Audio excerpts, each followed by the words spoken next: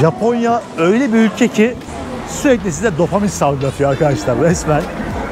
Tabelalar, ne bileyim bu oyun salonları, müzik sesleri falan. Şu kalabalığa bakar mısınız? Her yerden insanlar karşıya geçiyor şu anda. Dünyada çok az yerde görebileceğiniz bir manzara var burada. İnanılmaz bir an yaşıyorum ya. Şu anda anlatamam yani.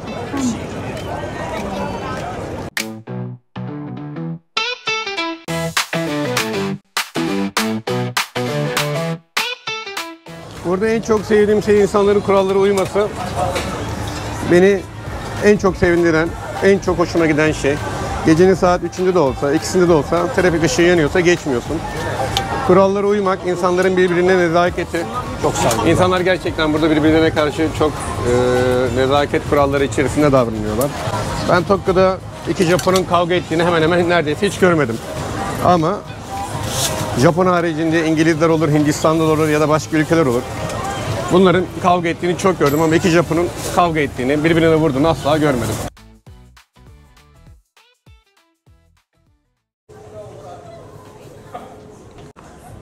Evet, herkese Japonya'nın, Tokyo'nun ara sokaklarından Ohayou gozaimasu arkadaşlar. Lisede Japonca derslerine böyle giriş yapıyorduk. Öğretmen geliyordu. Ohayou gozaimasu. Biz de diyorduk Ohayou gozaimasu sensei. Günaydınlar. Tokyo'da ilk defa bu kadar güzel bir hava var. Yani şu havayı yakaladığımız için gerçekten çok şanslı hissediyorum bugün. Geldiğimden beri hava kapalıydı, yağışlıydı. Bugünse güneşi gördüm. Direkt kendimi dışarıya attım. Böyle benim hostelimin kaldığı sokaktayım. Burası Tokyo'nun Shinjuku bölgesi. Geçen bölümde buraları gezmiştik. Buraları güzelce bir görmüştük, incelemiştik öyle söyleyeyim. Bu bölümde ise Tokyo'nun farklı bir bölgesini gezeceğiz dostlar. Dünyanın en yoğun yaya geçitlerinden bir tanesinin olduğu Shibuya'ya gideceğiz. Geldiğimden beri daha Shibuya bölgesine hiç gitmedim ve Tokyo'nun belki de en meşhur yeri. İlla ki görmüşsünüzdür. Bir yaya geçidi var ve aynı anda yüzlerce, binlerce insan oradan karşıya geçiyor. Ve tepeden böyle o yaya geçidini izleyebileceğiniz yerler de var. Japonya'nın belki de en ikonik yeri. Açıkçası heyecanlıyım buraları göreceğim için ve dışarı çıkıp şu güneşi, güzel havayı görünce de çok mutlu oldum. Şu anda Ekim ayının sonlarına doğru gidiyoruz ve hava giderek soğuyor. Burada da aslında kışa doğru gidiyor. O yüzden bu tarz havaları bulmak zor ama şanslıyız. Şunu göstereyim bakın. Klasik Japon ATM'leri. Kahveden vitamine kadar ne isterseniz alabiliyorsunuz. Şöyle altına tıklıyorsunuz. Bozuk paradan işte kağıt paraya kadar her şeyi atabiliyorsunuz.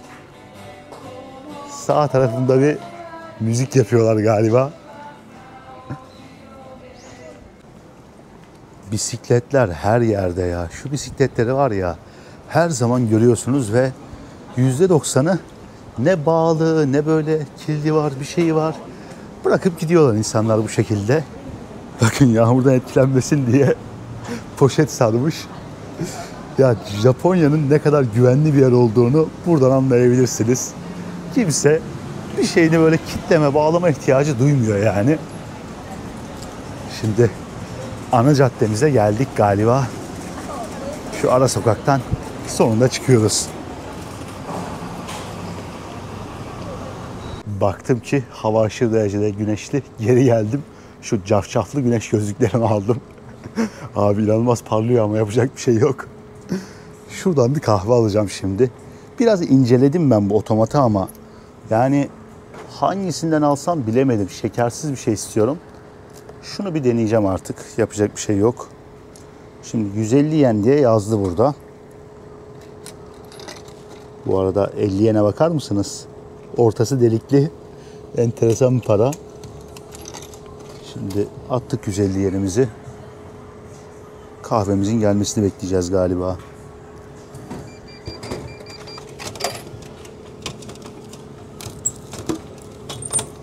Abi şöyle pet şişede bir kahve verdi. Americano anladığım kadarıyla. Black Coffee diye söylüyor zaten. Bir deneyelim bakalım şunu.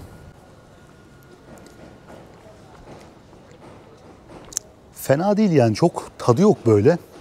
Ama kötü de diyemem. Filtre kahve. Allah, tam filtre kahve. Güzel. Sabahları gider. Şu 150 yen, yani tam $1 yapıyor. Bence çok iyi. 150 dolara sabah kahvenizi, 150 yene sabah kahvenizi içebiliyorsunuz direkt.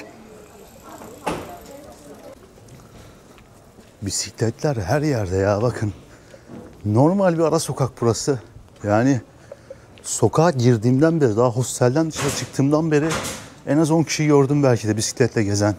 Çok ilginç. Bakın, arabalarının yanlarında bile bisikletleri var insanların. Herkesin bisikleti var ya burada. Japonya bu yönüyle çok şaşırttı beni. Tayvan'da da bisiklet kullanılıyordu ama burada herkesin bir bisikleti kesinlikle var gibi. Sokak o kadar dar ki çöp kamyonu gelmiş, kamyon geçemiyor abi. Yani hello. Tam böyle bir aracın geçeceği şekilde yapmışlar sokağı. Bakar mısınız? Bu arada Japonya'da çöp atarken arkadaşlar, çöpleri evinizde ayrıştırmanız gerekiyormuş. İşte plastiği ayrı koyuyorsunuz, kağıdı ayrı koyuyorsunuz, yenilenemez çöpleri, meyveleri vesaire ayrı koymanız gerekiyor. Her şeyi evinizde ayrıştırmanız lazım, yoksa ciddi cezaları varmış bunun. Ve çöpleri de öyle kafanıza göre evinizin önüne çıkartamıyorsunuz. Bunun da yine ciddi cezası varmış. Haftanın belli bir günü, belli bir saati çöplerinizi almaya geliyorlar ve siz de onlar gelmeden önce çöplerinizi çıkartıyorsunuz. Sistem böyle işliyor. Evet, ana caddemizin üzerine kendimizi attık bu arada tekrardan. Hemen karşımda şurada devasa bir oyun salonu var. Geçen bölümde bahsetmiştim. Bunlardan bazıları kasino olarak çalışıyor aslında. Japonya'da kuralları kırmışlar ve bir şekilde kasino açmışlar yani resmen. Size doğrudan para vermiyorlar.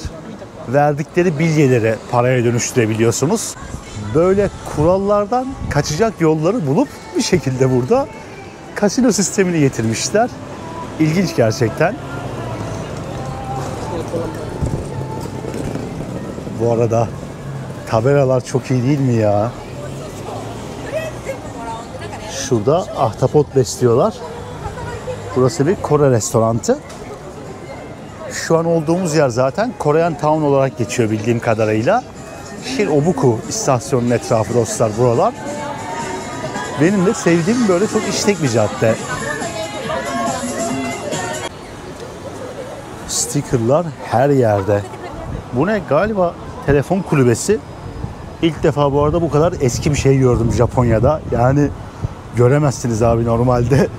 Poşet var bu arada içinde. İmkansız. Yani bakın, yerlerde çöp tanesi yok. Çünkü ellerinde sopalarla, çubuk gibi şeylerle böyle insanlar sürekli o çöpleri topluyorlar burada.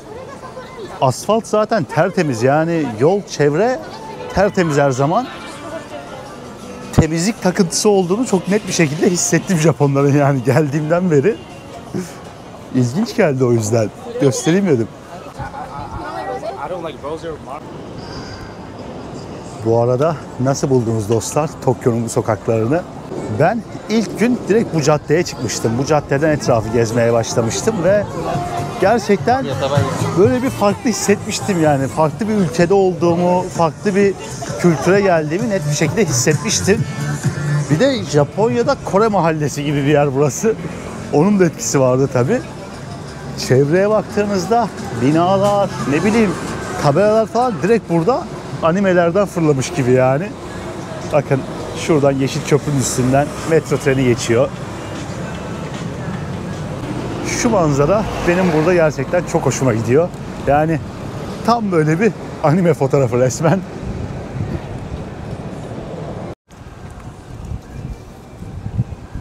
Evet, şöyle animeci köprüsüne doğru ilerleyelim bakalım.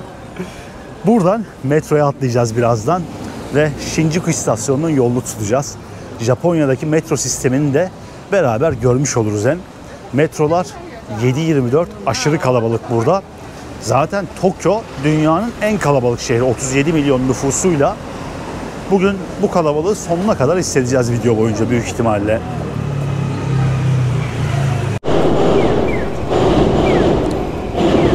tekrardan bir karşıya geçelim.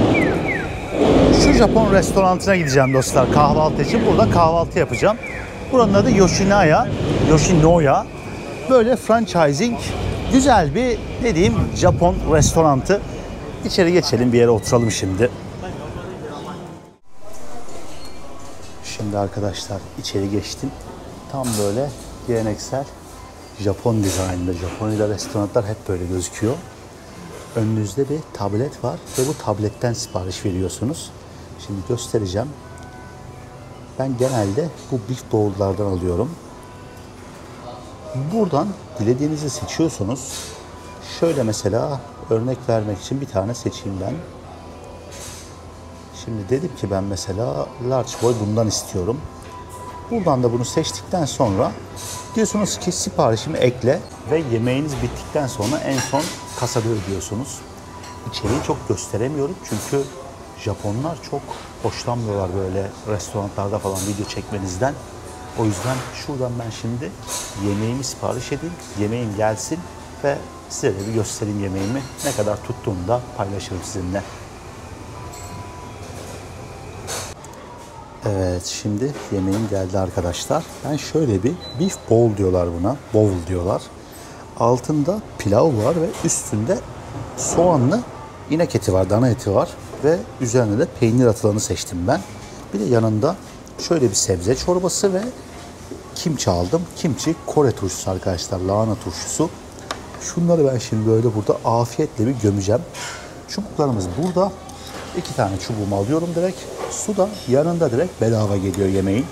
Burada hangi restoranta, kafeye giderseniz gidin su bedava arkadaşlar. Tüm Japonya'da bu böyle. Fiyatta şöyle göstereyim. 1119 yen tuttu. Tam karşılığını alta yazarım. Büyük ihtimalle 8 dolar gibi bir şey yapıyor. Şöyle bir yerel restoranda kahvaltımı, öğlen yemeğimi yiyorum öyle söyleyeyim. Kahvaltı olayı olmadığı için bu ülkelerde çok fazla öyle bir kültür olmadığı için direkt öğlen yemeğiyle başlıyorum ben de güne. Yapacak bir şey yok yani. Şöyle çok kısa bir tadına bakacağım. Japonları fazla da kızdırmayayım ben. Bir tek yüksek sesle konuşan ben varım içeride resmen. Herkes aşırı sessiz. Geriliyorum o yüzden böyle içeride video çekerken. Şöyle abi peynirlisinden bir parça et alalım. Abi çok iyi. Yani şu eti nasıl pişirmeleri gerektiğini biliyorlar. Altı da lapa pirinç direkt.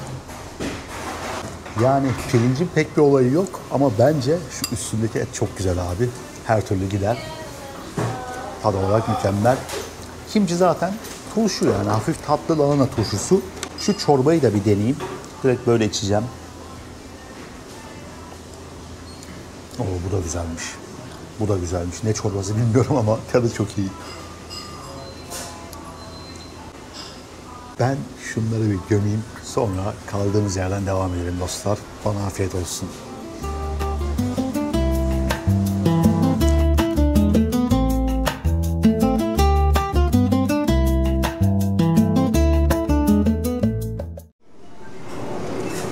Kapılarda düğme yok ya. Elinizi okutup çıkıyorsunuz. Şöyle kendimi tekrardan dışarıya atıyorum dostlar. Hemen karşımda Shin-Okubo istasyonundan yolculuğumuz başlayacak. Bu arada fişi göstereyim. Çok havalı durmuyor mu şöyle Japonca yazılarla beraber? Hiçbir şey anlamıyorum ama olsun.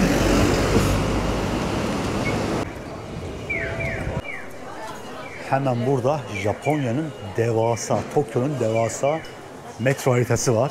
Burada nasıl yolumu bulacağım diye düşünmeyin. Geliyorsunuz, İngilizceyi seçiyorsunuz ve Google haritalarda her şey var zaten. Şimdi ben istasyonun numarasına bakmıştım. Hattı da biliyorum. Buradan seçiyorum. Hemen Shibuya diye yazıyor burada. Ve parası da Google haritalarda vardı. Şuraya bozuk paraları atıyorsunuz. 170'i attık şimdi. Ve biletimiz de bu dostlar. Şimdi bu bileti şuradan atacağız ve buradan geri alacağız. Şöyle gidiyoruz bakalım şimdi. Biz sol taraftan binecekmişiz. Bu bileti çıkarken tekrardan makineye atmanız gerekiyor. O şekilde işte hata olup olmadığını belirliyorlar. İlginç böyle tuhaf bir metro sistemleri var. 1 dolardan biraz fazla tuttu bu arada bilet. 4 durak gideceğiz sadece. Şöyle etrafta göstereyim. Raylarda bekliyorum bu şekilde. まもなく2番線に新宿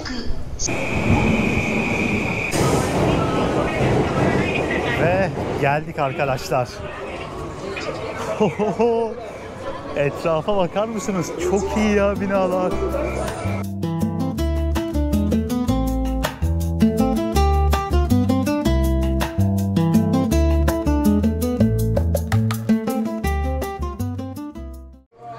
Muhteşem bir manzara var ya şu anda. Çok iyi. Şurada bir Pokemon reklamı görüyorum. Binaların dışarısı, LED ekranlar. Etraf çok güzel ya. Şu an gerçekten bir şaşırdım yani. Benim geldiğim bölgeye göre bayağı farklı. Şu LED ekranlara bayılıyorum Tokyo'da. Ve şu tabelalar bambaşka bir hava katıyor ya etrafa.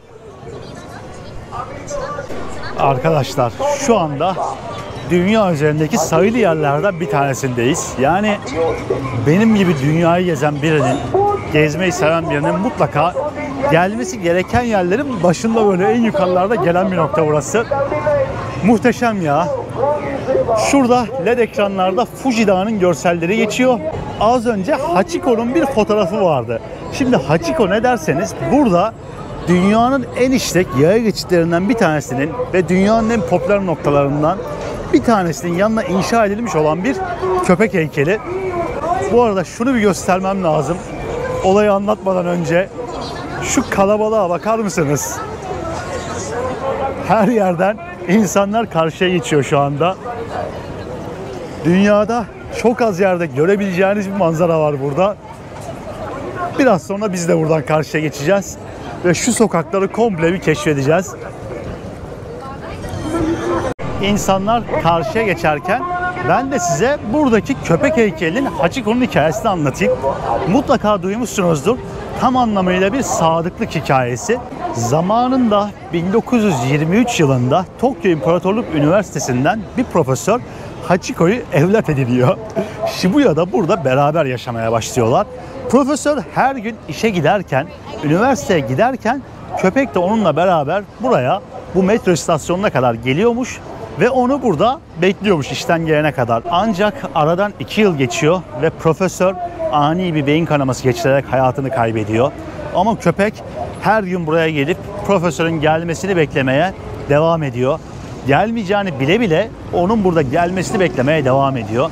Ve bölge halkının bu dikkatini çekiyor. Halk bronzdan bir Hachiko heykeli yaptırıyor buraya 1934 yılında. Ve Hachiko'nun da bu açılışa katıldığını söylüyorlar.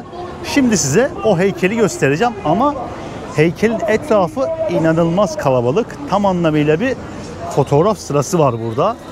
Şimdi o yüzden nasıl insanları rahatsız etmeden gösteririm ona bir bakmaya çalışıyorum. Şöyle bir aradan geçip göstereyim size dostlar. Bakın insanlar fotoğraf çekiliyorlar burada.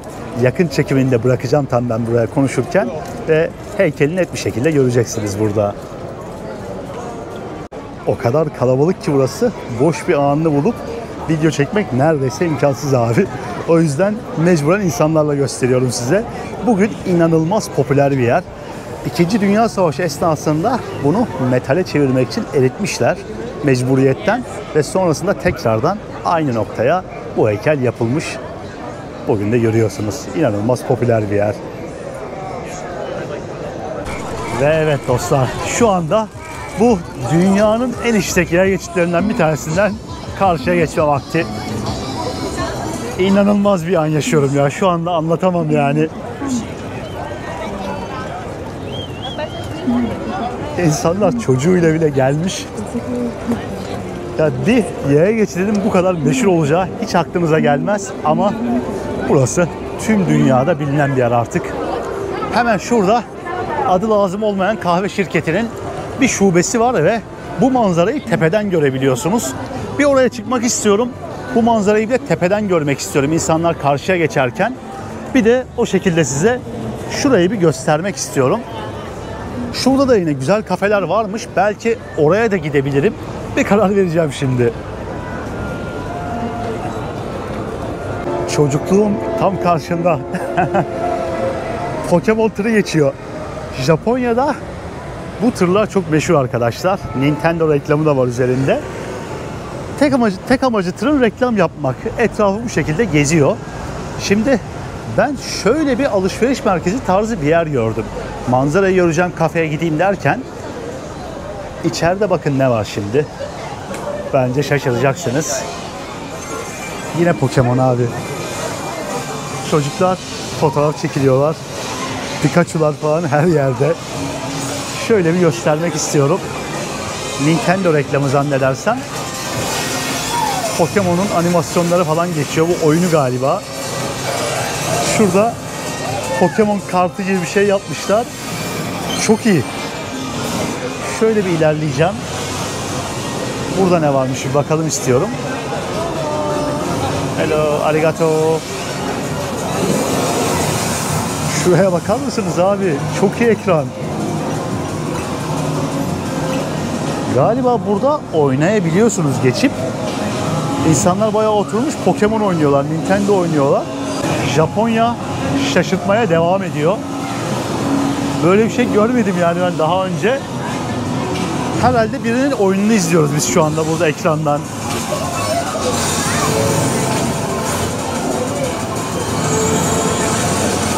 Şu an ben de oynamak istiyorum. Normalde çok alakam olmaz ama Japonya size oyun aşkını getiriyor yani. Gerçekten bu ülkede oyun bağımlısı olmanız çok normal. Otaku kültürü, ne bileyim oyun bağımlıları, anime bağımlıları hep duyuyorduk ama olayın böyle olduğu söylenmemişti. Şurada da Pokemon'lar varmış ya yine. Şöyle yukarıya doğru çıkıyorum şimdi arkadaşlar. Şöyle bir giriş alanı var burada. Bayağı bir sıra var. Fiyatlar bu arada genelde 500 yen ile 700 yen arası burada. Daha önce baktığım için biliyorum fiyatları. Şu an çok kalabalık, gösteremeyeceğim. Şöyle bir manzaraya doğru geçelim istiyorum biz. Manzara için geldik. Direkt manzaramızı bir görelim bakalım. İçerisi bayağı kalabalık. Manzarayı şöyle bir göstermeye çalışacağım size. İnsanlar var ya, karınca sürüsü gibi ya, böyle karşıya geçerken inanılmaz bir manzara var.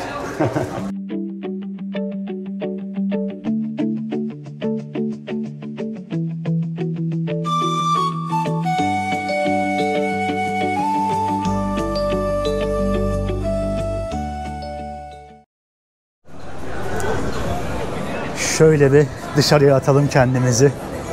Arkadaşlar inanılmazdı ya manzara. Gerçekten çok güzeldi. Müzikten telif yemeyiz inşallah. Otomatlar yine burada. Aklınıza gelebilecek ne varsa satılıyor. Sudan tutun da ne bileyim en basit şeylere kadar. Şurada bir ramen restoranı gördüm. Bunun bile tepesinde LED ekran var bakın. Şöyle Japonca bir şeyler yazıyor ama ramen çeşitlerini yazmışlar. Bakın 500'e patates kızartması var. Kızarmış tavuk var 450'ye, 800'e. Ne bileyim bakıyorum. Burada bile hani fena olmayan fiyatlara karnınızı doyurabilirsiniz ya. Bira satıyorlar mesela. Alkol 530 yen diyor. Bir de genelde vergi ekleniyor tabi bunlara. Böyle bir durum var. Şurada ışıl ışıl bir yer gördüm. Mağazalar çok enteresan değil mi abi? Şuraya bakar mısınız? Ne alaka yani?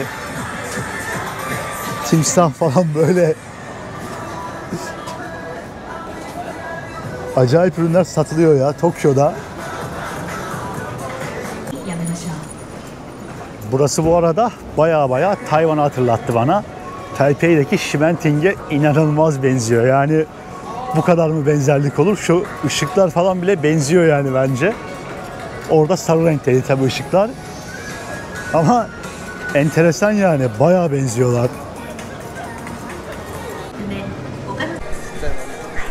Şu LED ekranlar resmen çılgınlık seviyesinde ya burada. Ayrı bir seviyede yani her yerde LED ekranlar. Hong Kong sokak yemekleri diye bir yer varmış şurada. Bir göstermek istiyorum neler satıyorlar. Şu Portekiz tatlısından var, natadan var, egg tart. Şurada ıslak hamburger tarzı bir şey satıyorlar. Bir de galiba bu şekilde bu fish ball dedikleri işte balık topları ve tofu tarzı şeyler var. Bir de şu waffle'lardan çok satılıyor, waffle ekmeklerinden. Öyle diyeyim, çok fazla satılıyor Japonya'da. Birçok yerde karşıma çıktı. Bakın burada yemeklerin maketlerini gösteriyorlar bu şekilde. Restoranta girmeden önce ne yiyip ne içeceğinize bakabiliyorsunuz. Birebir aynısını birçok restoranın önüne böyle yapıp bırakıyorlar ya. Şu maket olayı çok güzel yani. Fiyatlar da 1000 yen ve üzeri. Yani 7-8 dolar üzeri. Muhtemelen 9-10 dolara karnınızı çok güzel doyurursunuz buralarda. Hello.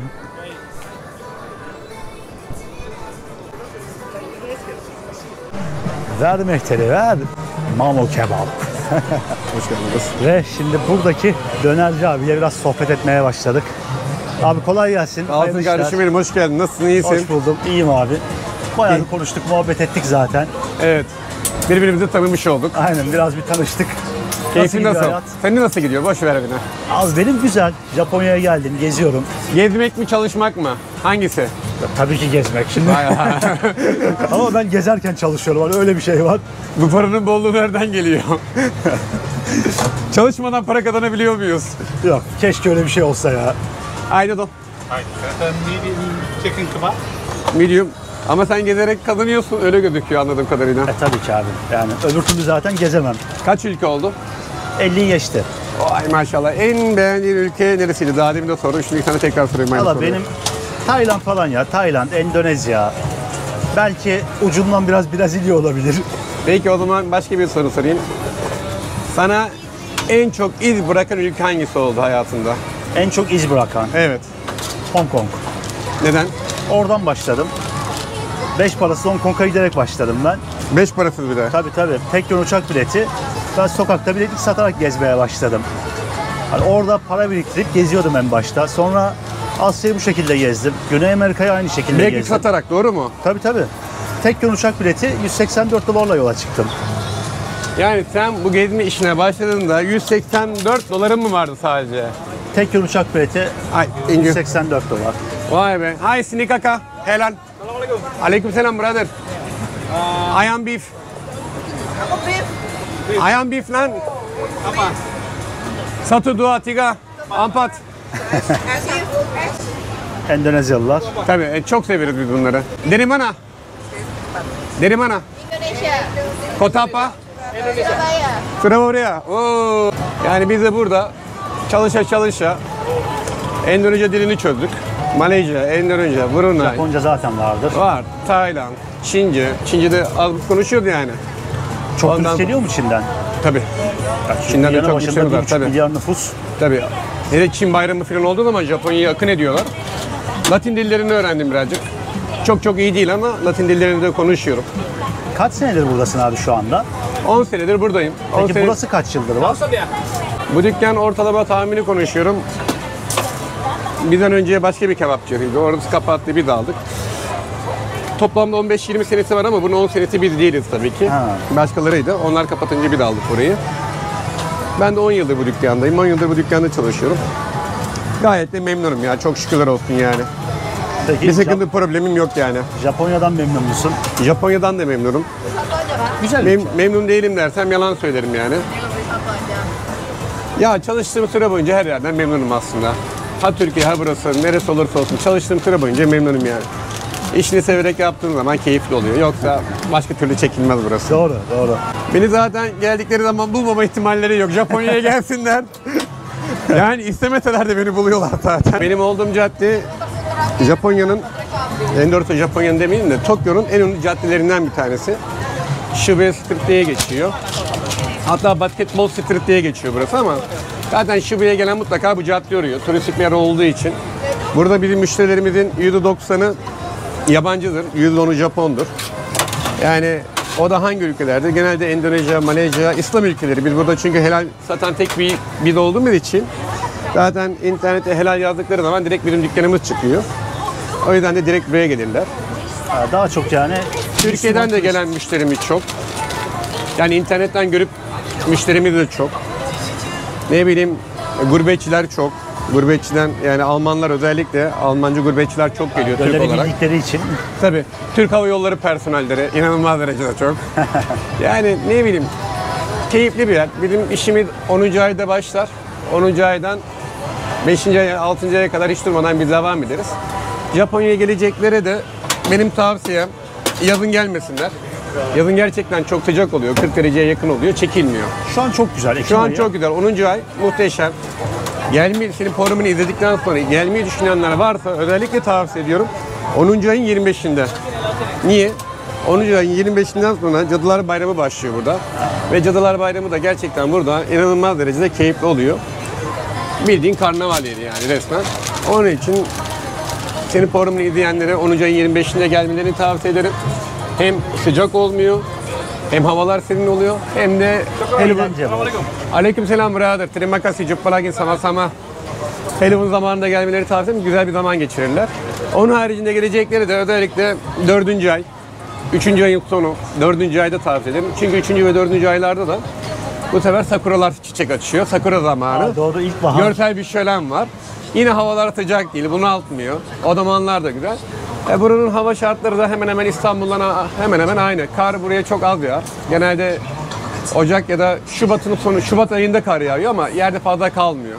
Ama Tokyo'nun dışına çıktığın zaman 2 metre, 3 metre kar tabii ki var yani bizim doğu illeri gibi. Kışın soğuk olur ya. Tokyo o kadar çok şey yapmıyor, ıstırmıyor soğuğu. En fazla 2 hafta, 3 hafta biraz soğuk oluyor. Onun haricinde normale dönüşüyor. Şeye gittin mi? Singapur'a falan gittin mi? Gittim. Nasıldı? Güzeldi, değişik bir yerdi. Ama hani bir Japonya değildi, öyle söyleyeyim. Yani bir Tokyo değil yani Singapur. Ya Tokyo'da da görecek çok yer var aslında. Tokyo'ya geleceklere bak şunu da söyleyeyim. Böyle 3 gün, 4 gün ve asla gelmesinler. Yani 15 gün Tokyo'da kalmaları gerekiyor. Hai shimasen dodo irashimasu. Chicken beef mix.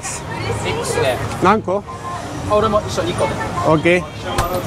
Yani Tokyo'ya gelecekler en az burada Japonya'ya gelecekler en az 15 gün kendilerine vakit ayırmaları gerekiyor. Çünkü bunun en az bir haftasını yani bir haftasının Tokyo'da olması gerekiyor ki Tokyo'yu güzelce gezsin. Mesela hep bana en çok sorulan sorulardan birisi Tokyo'da nereye gideriz diye. Ben şu an aklıma gelenleri de söyleyeyim. Shiba'ya geldikleri zaman Shibuya Sky var. Hemen şu yukarıdaki büyük göklerin oranın tepesine çıkabiliyorlar. Galiba. Teras var. Terasından etrafı izleyebiliyorlar. 65. kat yanlışım yoksa. Tokyo Sky var. Shibuya Sky, Tokyo Sky. Ondan sonra Tokyo Tower var. Bunların gidilmesi gereken yer. Ama benim favorim burada bir numaralı ne olursa olsun Tımlan. Tokyo Teknoloji Sanat Müzesi. Tokyo'da görülmesi gereken en güzel yer bence orası. Bir de doğa severleri içerisinde Takayama diye bir yer var. Takayama gerçekten muhteşem bir yer. Oraya gidebilirler. Bir de buraya geldikleri zaman mutlaka ve mutlaka Japon kültürünü yaşamak için Japon onsenleri var. Japon hamamları var. Japon hamamlarına gitsinler çok mutlaka. tabii. Orada ama çırılçıplak hamama Çıplak gidiyor giriyorsun. herkes. Çıplak giriyorsun. Tabii kadınlar erkekler ayrı ayrı. Çıplak giriyorsun ama çıplak derken veriyorlar, bir havlu veriyorlar. O kadar da değil yani. Bir havlu veriyorlar. Pıtı pıtı yürüyorsun yani. Japon hamamlarında da özellikle onsenlerde Hakone. Hakone çok iyi bir yer. Hakone'ye gidebilirler. Zaten Tokyo'nun her tarafında Japon hamamları var. Allah benim de Japonya'da en çok sevdiğim şey hakikaten Japon hamamları. Abi diyeceğim. Ben meşgulsün, tutuyorum ama seni. Yok dinliyorum. Japonya'da sevdiğin bir de sevmediğin şeyler neler? Burada hani geldiğinde ilk neleri sevdin, neleri sevmedin? Burada en çok sevdiğim şey insanların kurallara uyması. Beni en çok sevindiren, en çok hoşuma giden şey. Gecenin saat 3'ünde de olsa, 2'sinde de olsa trafik ışığı yanıyorsa geçmiyorsun. Kurallara uymak, insanların birbirine nezaketi. Çok sağ ol. İnsanlar gerçekten burada birbirlerine karşı çok nezaket kuralları içerisinde davranıyorlar. Ben Tokyo'da iki Japon'un kavga ettiğini hemen hemen neredeyse hiç görmedim. Ama Japon haricinde İngilizler olur, Hindistan'da olur ya da başka ülkeler olur. Bunların kavga ettiğini çok gördüm ama iki Japon'un kavga ettiğini, birbirine vurduğunu asla görmedim. Abi bu Tayland'da bile böyle ya. Yani barlar sokağına gidiyorsun mesela, kavga eden tek kişi turistler. Aynen. Burada da yani genelde yabancılar kavga eder. Hai shimasen, arigatou gozaimasu. Yani Japonlar bu konuda hakikaten Japonlar aslında sinirli bir millet ama çocuk yaştan artık nasıl eğitiliyorlarsa bu öfkeyi bir şekilde kendi işlerine dindirmeyi biliyorlar abi. Yani en fazla bir Japonun sana diyebileceği hakaret bakadır. Baka diye bir kelimeleri var. O da aptal demektir. Şey yokmuş galiba dilde. Küfür hiçbir şekilde yokmuş. Küfür hiç Karşılığı yok. yani. En büyük küfürleri baka. O da aptal anlamına geliyor. Onu da çok kızdıkları zaman seviyorlar. Onun haricinde zaten onu da kullanmazlar kolay kolay. Peki sevmediğin şey ne var Japonya'da? Çok kuralcı olmaları yine. Değil mi? Yani Bir bak de şey çok geldi kuralcı bana, olmalarını seviyorum. mesafeliler. Yine çok kuralcı olmalarını sevmiyorum. Çünkü bazen öyle kurallar var ki saçma sapan geliyor insana. Kural koymalarını çok seviyorum. Bazı yerlerde kurallar gerçekten çok iyi ama bazı yerlerde çok abartıldığını düşünüyorum yani kurallar. Mesela belediyeye gittiğim zaman atıyorum ikametgah alacağım. Ya bir ikametgah alabilmem için en az 10 tane değişik kağıt doldurmam gerekiyor. Ya ne gerek var? İmzamı atayım ver ikametgahımı bitti. Çok saçma ya da hastaneleri hiç sevmiyorum. Hastaneler asla. Abi havalimanında bile ben ilk defa böyle bir şey gördüm. Bagajdan önce mesela ayrı bir form dolduruyorsun. Tabii. İçerisinde yok diye beyan ediyorsun, imzalıyorsun. Bak sen bir de bizim korona zamanımızda görecektin. Korona zamanında biz havalimanından çıkamıyorduk ya. 3 saat havalimanında bizi bekletiyorlardı. Test falan yapmıyorlar. Sadece form doldurmak bizim 2,5-3 saatim. Japonya'ya gelenler bilir. 2,5-3 saat sadece havalimanından çıkabilmek için bizi şey yaparlardı. Sürekli form doldurtururlardı. Hastaneler. Sevmiyorum abi hastaneleri. Çünkü çok pahalı. Sigortamız olduğu halde hastanelere aşırı derece para veriyoruz. O benim hoşuma gitmiyor. Ya da saat 5'ten sonra hastane bulamıyorsun. Mecbur bir hastane aramak zorundasın. Çünkü her hastane açık değil burada 24 saat. Belli hastaneler açık. Onda doktoru var mı yok mu bilmiyorsun. Hastane olayını sevmiyorum. Yani sağlık sistemini hiç iyi bulmuyorum yani. Bizim ülkemizin sağlık sistemi Japonya'ya göre gerçekten çok üst seviyede diyebilirim yani. Tabii sağlık sistemi olarak bence benim gezdiğim ülkelerin de çoğundan, büyük çoğundan daha iyidir ya. Yani o konuda iyiyiz gerçekten. Yabancı olmak burada aslında zor bir şey değil, kolay bir şey. İnsanların bana karşı bir ırkçı bir şekilde davrandığını hiçbir şekilde görmedim. Yaptıysalar da ben farkına varmadım ama bunu yaşayan arkadaşlar olduğunu söylüyor ama ben Japonya'da bir ırkçılık yaşandığımı düşünmüyorum. Zaten benim eşim de Japon. Çok zor ya. Yani bir ırkçılık yaşadığımı düşünmüyorum. Hani Almanya, Avrupa ülkeleri gibi değil. Avrupa ülkelerinde çok açık bariz ırkçılık var ama Japonya'da böyle bir ırkçılık olduğunu ben düşünmüyorum. Hiç yaşamadım hemen hemen neredeyse. Varsa da yani çok nadirdir, çok azdır. Onun haricinde zaten şunu da söyleyeyim. Burada en çok olay çıkartan ülkeler başta Çin, ikincisi Vietnam. Üçüncüsünü söylemek istemiyorum. Onu pas geçiyorum. Artık siz anlıyor onu. Dördüncüsü de işte Brezilya falan diye gidiyor yani. Abi çok teşekkür ederim. Memnun oldum. Rica ederim kardeşim. Mutluyum seni. Seni izleyenlere de hepsine sevgi ve selamlar olsun. Allah hepsini işini gücünü rast getirsin. Eyvallah. Eğer Japonya'ya gelirlerse de gerçekten beklerim. Bir şeye ihtiyaçları olduğu zaman biz Shibuya'da, tam Shibuya'nın ortasındayız. Dükkanımızın adı Mama Kebap zaten. İnternetten araştırdıkları zaman bulabilirler. Hastane olur, ilaç olur. Bir de en çok sorulan sorular çünkü ilacı nereden alacağız, hastane nasıl yapacağız diye. Gelsinler, elimizden geldiği kadar yardımcı oluruz. Tüm vatandaşlarımızı bekliyoruz diyeyim yani. Öyle konuyu kapatayım. Seyahatçi gibi konuştum ya. Konsolosluk gibi oldu. Vallahi ya sorma ya. Shibuya Ne diyeceğimi Başkonsolosluğu. şaşırdım. Evet herkese sevgi selamlar olsun. Sana Eyvallah da bol bol Allah bol kazanç versin, bol bol gezmeler diyelim. Sana da bol kazançlar. Sağ Kesene olsun bereket. kardeşim, çok teşekkür ederim. Güzel sohbet, muhabbet oldu. Umarım izlerken keyif almışsınızdır. Yani şu çektiğimin 3-4 katında biz beraber konuşmuşuzdur. Çok güzel muhabbet ettik. Sağ olsunlar. Beni güzel ağırladılar burada. Teşekkür ederim yani. Güzeldi. Uzun bir zaman sonra bir Türk'le karşılaşmış oldum ve gerçekten özlemişim. Bir Türk'le muhabbet etmeyi, samimi birisiyle konuşmayı. Çünkü en son Tayland'da Türklerle beraberdim. Tayvan'a gittim. Bir ay boyunca hiç Türk görmedim. Buraya geldim. 3-4 gün oldu daha hiç Türk görmedim, hiç Türk'le konuşmamıştım. O yüzden özlemişim gerçekten Türklerle muhabbet etmeyi dostlar. Güzel oldu. Bu çevreyi böyle biraz daha dolaşacağım ben, gezeceğim. Şu yukarıya doğru bir yol gidiyor. Buralarda çok bir şey kalmadı gibi. Böyle biraz yukarıya doğru gidelim bakalım. Sokakları olabildiğince göstermeye devam edeyim ben size. Bu arada bakın Japon taksisi. Toyota klasik. Dünyanın en büyük otomotiv üreticilerinden bir tanesi Japonya. Ve Toyota bu ülkenin markası. Hal böyle olunca her yerde görüyorsunuz. Yani adım başı var bu Toyota'lardan dostlar. Taksiler falan hep bu şekilde.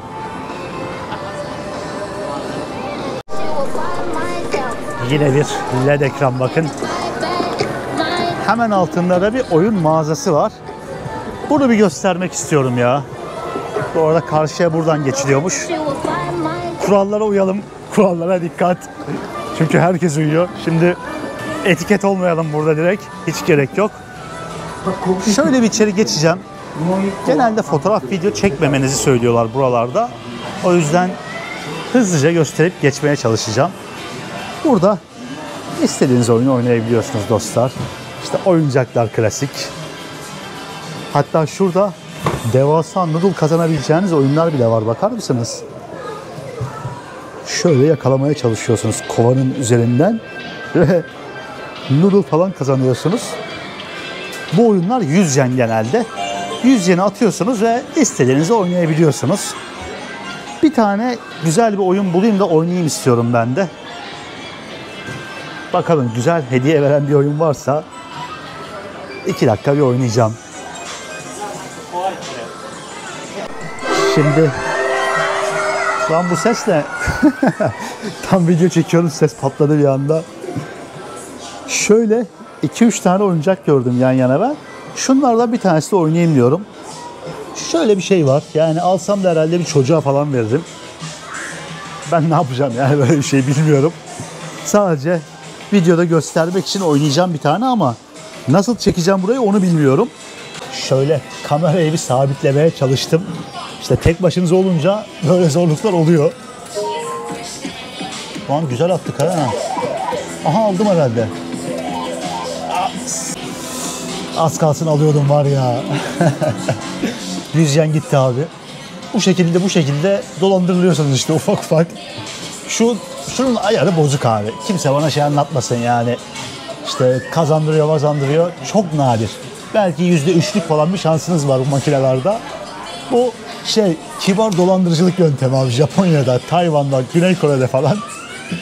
Tayvan'da çok para kaybettim bunlarda. Tam şurada tuttum az önce oyuncağı. Sonra yanına bıraktı hemen makine. Çok nadir yani kazanmanız bunlarda. Şu büyükleri 200 yenmiş. 1 dolardan daha fazla yapıyor. Şöyle dışarıya atalım kendimizi tekrardan. Japonya öyle bir ülke ki sürekli size dopamin salgılatıyor arkadaşlar resmen. Tabelalar, ne bileyim bu oyun salonları, müzik sesleri falan, animasyonlar, şeyler. Hani acayip ya. Sürekli böyle duygularınız değişiyor resmen ülkede sokakları gezerken. Bu olayı sevdim. Hemen burada bir tane anime figürleri mağazası varmış. Bakın, anime figürü diye yazıyor girişinde. Şöyle bir ufaktan göstereceğim sadece. 3500 yen, 2500 yen, 4000 yen diye gidiyor fiyatlar. Hello, arigato. Çok böyle detaylı göstermeyeceğim çünkü genelde fotoğraf, video çekmek yasak bu tarz yerlerde. Çok içeri girmedim. Buranın bir alışveriş bölgesi var dostlar. Ve o bölgede anime figürlerini o kadar çok satıyorlar ki yani kafayı yersiniz. Her yerde figürler, kıyafetler falan var. Ya bu kültür bayağı yürümüş Japonya'da. Bunu net bir şekilde hissediyorsunuz her zaman.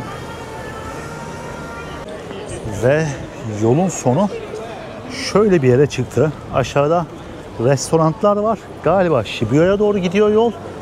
Bu kısım nereye gidiyor gerçekten bilmiyorum. Bakın, yürüyen merdivenler binanın dışından yukarıya doğru gidiyor. Şöyle göstereyim. Tüylü mikrofonumu taktım. Mikrofonumun tüyünü taktım daha doğrusu. Çünkü inanılmaz rüzgarlı abi. Bayağı bir rüzgar var şu anda. Normalde Tokyo'da ben bu kadar rüzgarlı bir hava hiç görmemiştim. Hava kapalıydı geldiğimden beri. Yağmurlu falan da ama bugünse böyle değişik bir hava durumu var. Acayip güneşli. Bir tane bulut yok gökyüzünde ama rüzgarlı. Şöyle işlek bir caddeye çıktım bu arada. Galiba burası biraz daha böyle alışveriş yapılan bir nokta. Alışveriş caddesi ve lüks bir noktaya benziyor. Lüks bir yere benziyor biraz daha. Çok enteresan bir yere geldiğimizi hissediyorum şu anda. Etraf bir anda aşırı farklılaştı ya. Ben böyle bir Adidas mağazası hiç görmedim. Ne bileyim, karşıda değişik kafeteryalar var. Ara sokaklar var böyle yol üzerinde. Bir de Pikachu ATV sürüyor şurada. ATV tarzı araçlarla geziyor insanlar. Tokyo'nun her bir bölgesi ayrı bir şehir gibi. Sanki bir şehrin içerisinde böyle 10-15 farklı şehir var gibi. Türk abiyle konuşurken buraya en az 15 gün ayırmanız lazım dedi. Bence gerçekten haklı. Yani ben sürekli yeni bir yer görüyorum Tokyo'da. Sürekli yeni şeyler görüyorum. Aynı bölgede kalsanız bile gezilecek çok fazla yer var. Bölgelerin kendi içerisinde. Dostlar, videomuz bayağı uzadı artık. Güzel gezdik, iyi gezdik. Yani Tokyo'yu yaşatmaya çalıştım size. Elimden geldiğince son olarak artık bu caddede videoyu bitirmek istiyorum. Bu arada çok güzel bir otobüs geçti ya. 2 katlı ama İngiliz tarzı gibi değil. Biraz daha farklılaştırmışlar. Enteresandı. Tokyo hakkında ne düşünüyorsunuz? Düşüncelerinizi belirtin yorumlarda. Benim bir hayalimdi Japonya'yı görmek. Ama bu hayal şu an olan bir hayal değildi. Bundan belki 7-8 yıl önce, belki 10 yıl önce olan bir hayaldi. Henüz 12-13 yaşında lise tercihini yaparken şunu hatırlıyorum. İlk 10 sıraya falan yabancı dili İngilizceden farklı olan okullar yazmıştım. Çince vardı, Japonca vardı işte, Fransızca, Almanca bayağı doldurmuştum ama Çince, Japonca gibi, Korece gibi diller en üst sıradaydı ve lisede ben 4 yıl boyunca Japonca dil eğitimi aldım. İngilizce hiç görmedim. Japon kültür etkinlikleri oluyordu her sene okulumuzda ve bir tanesinde ben kimono falan giymiştim. Geleneksel Japon kıyafetleri. Konsolosluktan okulumuza geliyorlardı. Benim için muhteşem bir deneyimdi. Ve Türkiye'deki 4 okuldan bir tanesiydi Japonca dil eğitim veren okuduğum okul. O yüzden Japonya'ya ve Japon kültürüne her zaman biraz aşinaydım ve hep çok merak ediyordum. Burada olmak şu anda çok güzel bence. Dostlar, sonraki videolarda görüşmek üzere. Şöyle ilginç, enteresan, lüks bir caddeden videoyu kapatayım artık. Kendinize çok çok iyi bakın. Tokyo'dan hepinize selamlar ve sevgiler. Videoyu buraya kadar izlediyseniz lütfen beğen butonuna ve abone ol butonuna basmadan kapatmayın. Görüşmek üzere. Japonya'dan yeni videolar gelmeye devam edecek. Sayonara diyerek videoyu kapatıyorum.